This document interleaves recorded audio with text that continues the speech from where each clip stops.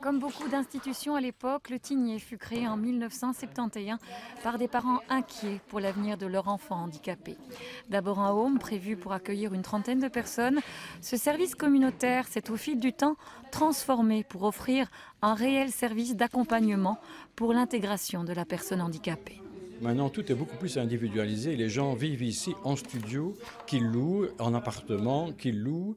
Et donc, ils ont un service beaucoup plus à la carte, qui tient beaucoup plus compte de leurs demandes, de leurs compétences et aide à développer les compétences. Mais nous avons développé aussi d'autres services, comme un service d'activité en journée, qui promeut l'artisanat des personnes handicapées. Nous avons développé en 1994 un des premiers services en région wallonne qui favorisait l'intégration professionnelle. Et tout récemment, depuis 3 ans, nous avons développé un service de job coaching, de soutien dans l'emploi.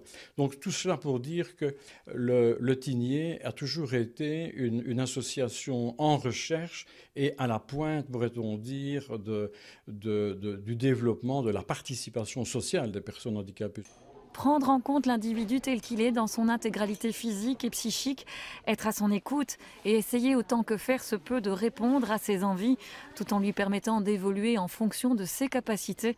Un beau défi relevé au quotidien par les 22 personnes qui travaillent ici et qui encadrent la petite centaine d'adultes présentant des déficiences intellectuelles ou encore physiques. Manu habite sur le site des Tigners depuis 10 ans. Il a trouvé ici un studio adapté, un travail, des amis, un avenir, une raison de vivre, ou mieux, 1000 raisons de vivre.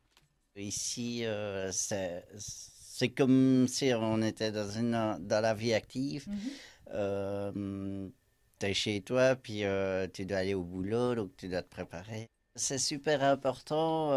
Bon, un lieu comme ici, c'est à la fois sécurisant de savoir que bon, tu fais ta vie journalière, mais à la fois tu peux toujours demander conseil à quelqu'un de l'équipe. Ouais. Si la journée de Manu est rythmée par le travail et des activités diverses proposées dans le cadre du service d'accueil de jour, il a, comme tout être humain digne de ce nom, et au-delà de tout handicap, le droit d'exister pour et par lui-même. Cette liberté de choisir, voire d'élaborer son projet de vie, lui est ici donnée. Une chose qui nous paraît peut-être anodine et normale, mais qui, il y a 20 ou 30 ans à peine, était encore inconcevable, pour ne pas dire tabou, dans notre société. D'une part, il y a le gros travail de repérage sur lequel j'insiste toujours.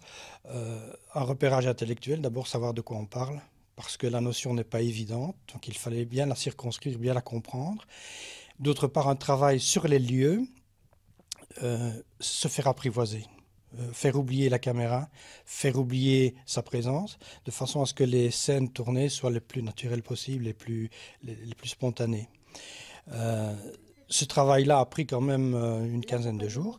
Et le reste du temps, c'est essentiellement le tournage qui s'est étagé depuis le mois de juin jusqu'à fin août. Pourquoi cette envie de mettre en lumière justement ce travail d'accompagnateur? On vient de situations historiquement où la personne handicapée était presque asservie à un système très rigide dans lequel on faisait très peu attention à ce qu'elle désirait, ce qu'elle souhaitait, à ses projets. Et ici, dans le concept d'accompagnement, c'est un renversement complet de l'attitude de la personne qui accompagne. Et c'est un travail difficile parce que c'est un travail au cas par cas. Chaque personne est prise individuellement, elle doit être considérée pour elle-même. Et donc, le travail d'accompagnateur est un travail extrêmement précis, subtil, qui doit épouser un petit peu tous les contours de la vie de la personne. Ce film va être projeté au grand public. Qu'est-ce que vous attendez de ces projections ? En ce qui me concerne, j'espère simplement que ce film permettra de mieux faire comprendre le métier, parce que je pense que dans le grand public, le métier d'accompagneur est encore mal perçu. Parfois, il y a une demande sociale qui prend un petit peu l'accompagnateur en tenaille, et parfois on lui reproche justement cette liberté qu'il souhaite donner à la personne. Donc ça, c'est faire comprendre pour le grand public. Et en amont, je dirais pour les personnes qui qui sont alors les décideurs, essayer de voir en quoi ce film permet aussi de mieux soutenir toutes les initiatives qui vont dans le sens de l'accompagnement.